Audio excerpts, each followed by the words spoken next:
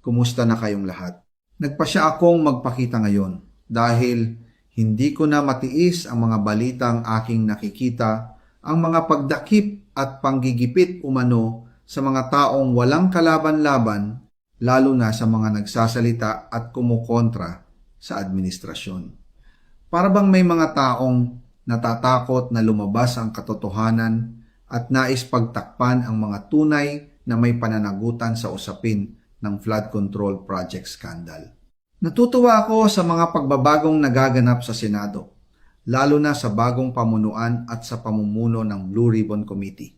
Ramdam na ng ilan ang pressure dahil alam nilang unti-unti nang mabubunyag sa sambayanang Pilipino kung sino-sino ang mga sangkot sa katiwalian, lalo na ang mga pinakamalalaking personalidad na inuugnay sa kontrobersiyang ito. Kapag muling umusad ang investigasyon ng Blue Ribbon Committee hinggil sa flood control project, naniniwala akong magsisimula ng lumabas ang mga detalye at mas mapapalapit ang publiko sa katotohanan.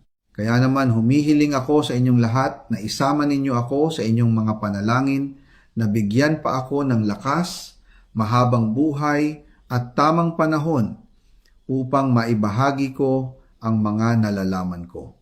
Kung nais ninyo ng mga susunod na update, hinihiling ko rin ang inyong suporta sa pamamagitan ng pag-share ng video na ito at pag-iiwan ng inyong saloobin sa ibaba. Maraming salamat sa inyong pakikinig, suporta at panalangin.